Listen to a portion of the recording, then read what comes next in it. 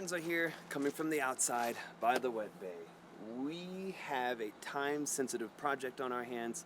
Ariel's inside right now taking some care of some other stuff. I am going to start this project. So, let me tell you the story. We came home a couple days ago. Take you with me. And we discovered a little bit of water in this area. Come to find out that water came from the shower drain, which is right there, a little silver piece sticking out of the hole in the floor of the shower. So it's water coming out of the shower drain. Well, the wood is a little bit soft from here underneath the hot water heater and the furnace to about, let's say about right here. Whoop. So I am going to remove the furnace, the hot water heater, the water lines, and some of the stuff that we have in here in order to get to that wood and replace it. Problem with replacing it, time sensitive, and it's a lot of stuff to disconnect and then reconnect. So I've already turned off the propane. I'm going to get the hot water cover off, get all the screws out. Then I'm going to go kill the power, or I'm going to have Ariel kill the power for me because I'll just send her a message about turning off the power from the breaker. Today, hopefully I can get rid of that stuff today, and then tomorrow I can start on the hot water heater and the water lines. I'll set up a little table so I can have stuff to put my equipment on and the stuff that I pull out of here.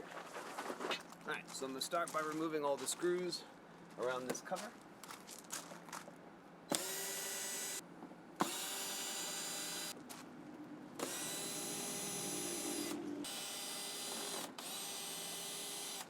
Alright, I'm inside the pass-through. Just remove some of the stuff in this area. I'm going to take out my pass-through walls, which I have modified.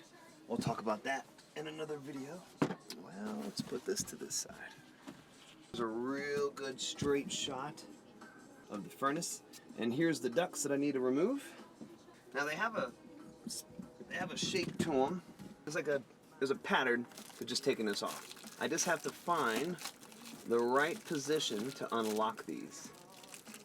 Or I'm going to cheat and I'm just going to remove the rings because I'm pretty sure I'll be fighting with this for a while if I don't do it that way. But I can see some of these are a little more easier to move, so I'm going to get these first.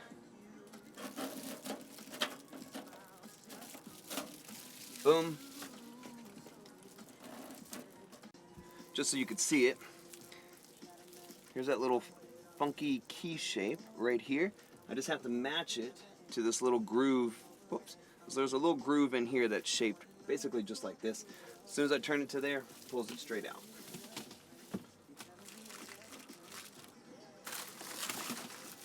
Just got a few more left.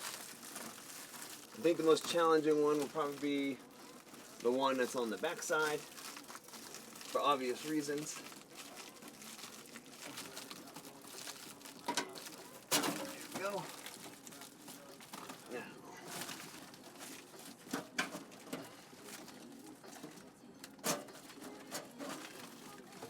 wow, that was a lot easier than I thought it was going to be. Okay. All right, I need to go to out in the front, and I'm going to remove the gas line and the power connections. I'm losing daylight a little bit faster than I want. I'm not going to do this at night, just for mosquitoes and bugs.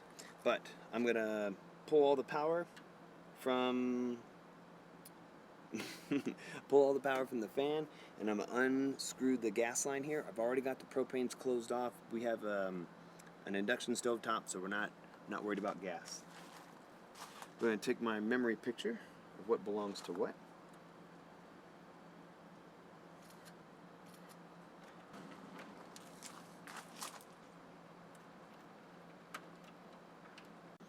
Alright, thank God for taking it slow.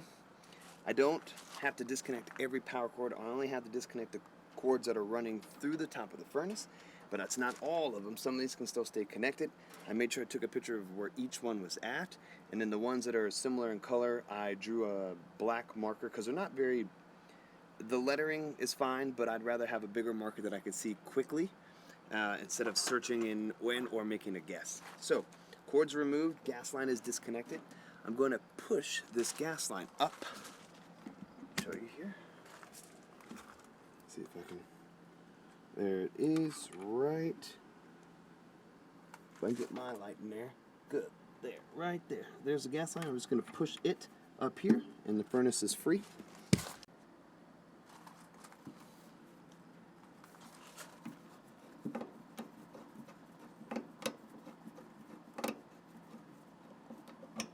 Alright, that's the gas line. Almost free, almost out of the way.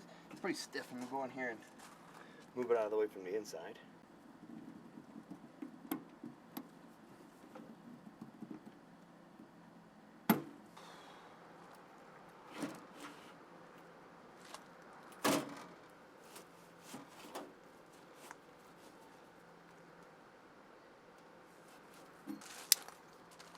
This little zip tie is holding these wires together. Well, if you need anything, let us know. I'll just be crying. Good boy, Cheaper Peeper. Hey, but if you ever need your furnace removed, call me. I hope to God I never have to. Yeah, I know, right? Okay, what's behind me? All right, furnace has been removed. That's a wrap for the tonight. For the tonight? For the tonight. Can you come turn? All right, new morning. Today's mission is to remove the hot water heater and get all the water lines removed so we can get to this wood. Oh man. Okay. Oh, here we go.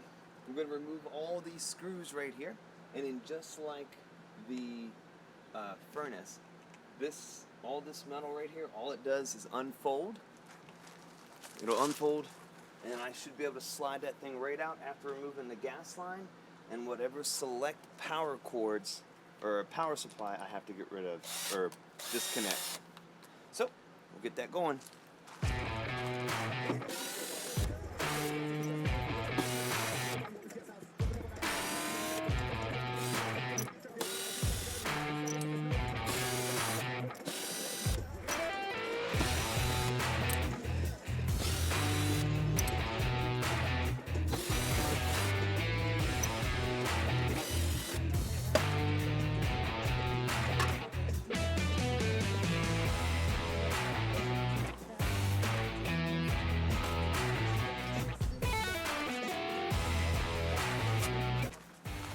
Okay, very important that this goes now inside because I don't want to scratch this up and have this big ugly gash on it.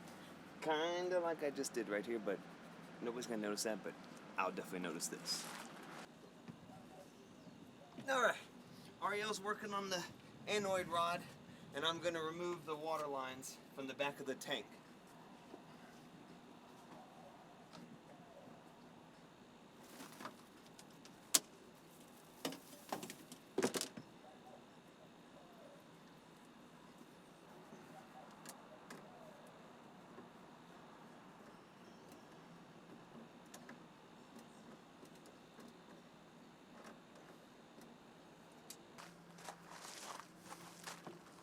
A lot of moving parts. I couldn't film it. It was just, we were moving good. Stuff happens. Okay, so we removed the cables, the cable cords.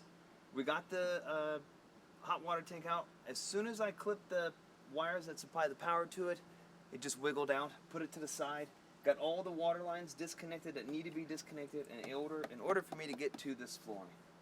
Now I'm just going to move the wet bay wall out of the way so we can peel up and see how big of a piece of wood we need to cut out and get replaced. I think that's out of the way enough.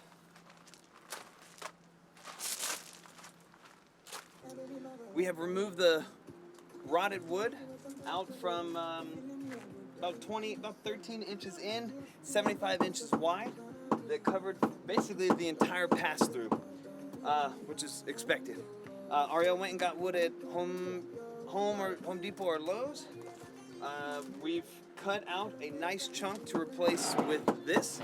We're gonna lay that in there, and then we get to put everything together. I am gonna go behind the water bay and kind of cut some lines, because if I crimp, I want to make crimping a lot easier in the future, because there are some crimps where I just can't reach them. Like, it is very funny. It's very funny. It's very odd the way it's set up.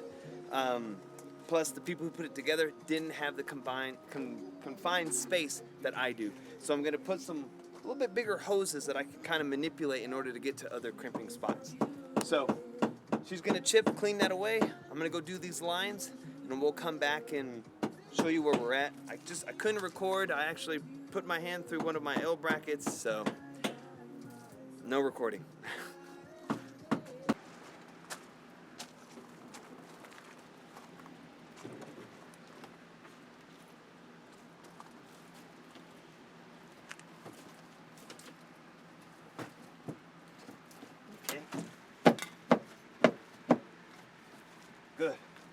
Good fit. Awesome. There we go. All right. Better fit. Okay. Okay. We're going to screw some brackets onto the main board. Really don't have to. I just want to. And I'm going to screw from underneath, because there were screws underneath that went up, but they were all backing out. So we're going to screw around for a little bit. I'm not going to record that part. I'll record when we start putting stuff back together. Whew, what a day. Okay, you can stop recording. And you can turn that bitch off.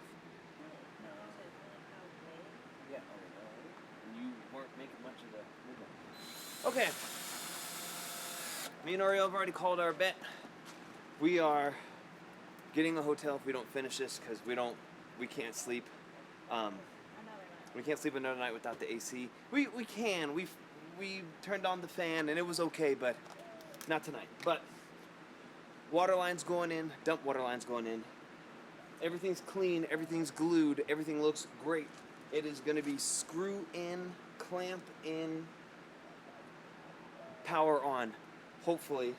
I'm going to record some bits of this. I'm going to try to talk as much as I can. Basically, it's just going to be matching the cords that I already cut that had to be removed. But we're going to, what's the clamp called that we're using? Terminal wire connectors instead of the nipple connectors. I just stripped the wire enough. Clamp should be good to go. Plenty of wire room because of how I did that. We'll see. Ariel's going to put paste down. We're going to do as much water preventative. If we have a leak, we no longer have to do this process. I'm going to go ahead and start laying the plumber's putty roll right, come on camera, right there. I'm going to go ahead and reline this. This is what was already here, except it was black. I'm going to put this here so it can accept the water heater and accept the furnace, which is inside.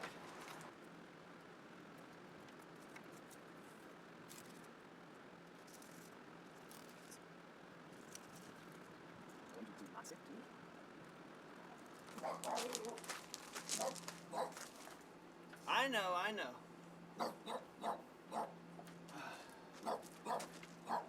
Day 3. Whew. Mission is to finish.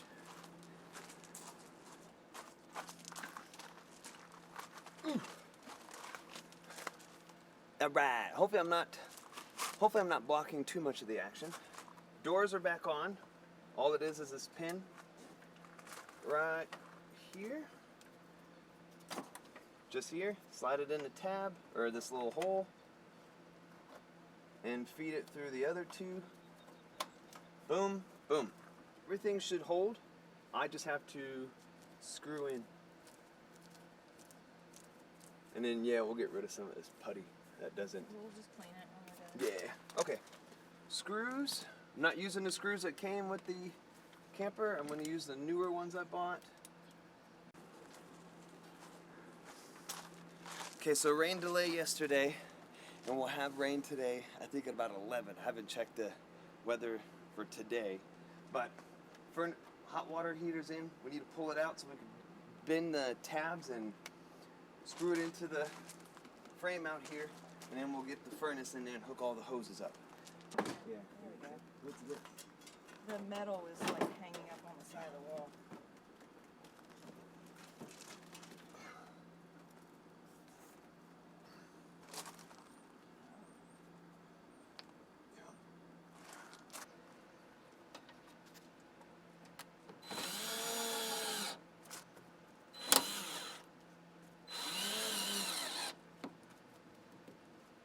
Okay. Here we go. Perfect. Ha! All right. It's time to put in the furnace. Yes. Okay. Okay. Go ahead and slide her in.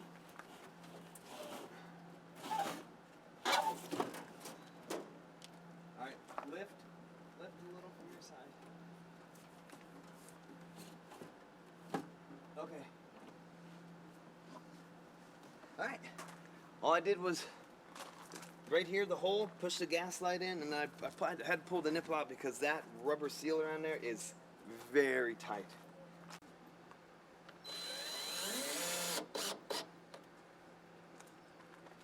Okay. Got my cords. It's everybody. Yes. Okay, I'm gonna run these through here. I know this is that side because this is the side with the nipple. Now it's gonna match these up by the way I took my pictures. And the only two that were the hardest were the black ones, so I just I put this black zip tie to match it with this black zip tie. This group goes together, and done. I'm gonna move the camera out of the way so I can start configuring these together. It'll look just like how it was when I was taking it apart earlier, and I can move on. All right, just finished. Can't hear from down here, but AC's on both of them, so I'm just going to get these wires a little more pushed together. Whoop. Put on the backer, or put on the cover, and I'm gonna go inside, put the little furnace ducts back on. That is it. We'll go inside and talk about this when we finish out here. Oh, tan acquired. Leak stopped. Hopefully it doesn't come back again. What an experience. What an experience. What an experience. I wish I didn't have to experience this, but I'm happy to experience it at least now, not while we're traveling. I couldn't imagine while I was traveling. So, what happened? So, from the roads coming south of coming south of Flagstaff, I believe with Coachman, how they build this particular floor plan, I don't know how many other Coachmans are like this, but the shower drain is way too close to the aluminum frame in the upper deck. And it hit enough to crack it, and we have a water leak. We're not going to catch that stuff unless we're sitting outside watching a leak if it showers. Now, I say that, I'm fixing that problem. See if this goes off real quick. There it is. That annoying sound is going to go off until, I believe it goes off for 3 to 5 minutes. I know it's a big difference. I don't remember the time. But Govee, Gove, maybe? It is a leak detection system. It has a little wireless system that hooks up to our internet here, our Starlink. And it'll send me a text message and it'll send me a email. This was just a tester and a volume control. It is at the highest volume. I want this thing to go off like crazy. This will detect with these probes here. Come on, not my eyes. There we go. If water touches that, or if water gets in here, it'll go off. I will take any precautions that I can to prevent this kind of display of what happened the previous day. Because this is now 2 days later and a couple of projects afterwards. Just little mini things. I'll put that in another video. Where was I at? I'm just happy to prevent that from happening. Now, as far as the PEX water lines, replacing those with brass fittings, having a PEX crimper on hand is so important. And having the way my wall is built so I can see that stuff if it ever happens again is very important. I don't want to ever find out. Oh, okay. I want to find out through this, and I want to find out because I catch it in time just by either seeing it myself, even if the water doesn't reach these probes yet. I want to find it. I never want to go through this again, but even if the hot water needs a replacement because it's broke, I can't wait. I know how quick I'm going to be about it. It won't be a day's worth, that's for sure. But I'll be happy to get there. One thing I need to address. In my video, I put plumber's putty behind the fold of the metal. On the inside, it came with this really thick foam, this water barrier. I don't know what it was called exactly, but I went to Home Depot and I got, get out of there so it doesn't see me. There, I got these little rubber things, little adhesive sticks. I put it up against the entire edging of the panel, and this works great. Now, the foam that we originally bought, which is pretty pricey, I think it was around 25 bucks. When I drilled in, that foam was so dense, it started pushing the screws back out. So this was a lot better. I think this was $6 for, this might be 30 feet worth. Other than that, the pipe that cracked because of the roads, all I did was put these little adhesive sticky pads behind it that you would put on like legs of a chair so you don't have the floor scratched. Right there. These are between the frame and that pipe. I'm hoping that this is enough cushion should we get on I-10 and go down Louisiana's roads that we don't have a problem, because I don't that's something I don't want to have to fix again. Especially, I think I already said this, while we're on the road. Would have hated this to happen while we're on the road. Now, what do we do from here? Nothing. I rely on this. I rely on this. Now I know. Now if somebody else has a leak or a problem, I could probably tell them where to put their eyes at. I'm happy that me and Ariel got to do this. I feel really bad that Ariel had to do this while pregnant, or help me while pregnant. I definitely needed her, but we had her watering hole, so she was happy. She never got overheated. And then that one night, I think the second night, we got a hotel just in case, because we didn't want to experience that again. But another good experience. People, if you buy an RV, prepare yourselves. Have a little fun to the side. I don't mean fun. Fund with a D. Prepare to pull out of that, because stuff's going to happen, especially if you are a traveling full-time RVer. The stationary people, they'll have their issues too. Maybe not so much with water, maybe more with smells, because maybe they don't empty their tanks enough. The roof or the rubber seals. Walk around a campground if you ever want to, if you are a campground owner. If you're not, don't do this. But look at the rubber gaskets going around your slides. That's next. That's going to be your water. That's your water barrier. If that gets nasty and dry rotted, just welcoming water inside your RV. But comment below if you have questions. I'll try and reply to you. Click like, subscribe. Thanks for watching this torturous video on us. What a good learning experience. I'll see you guys in the next one.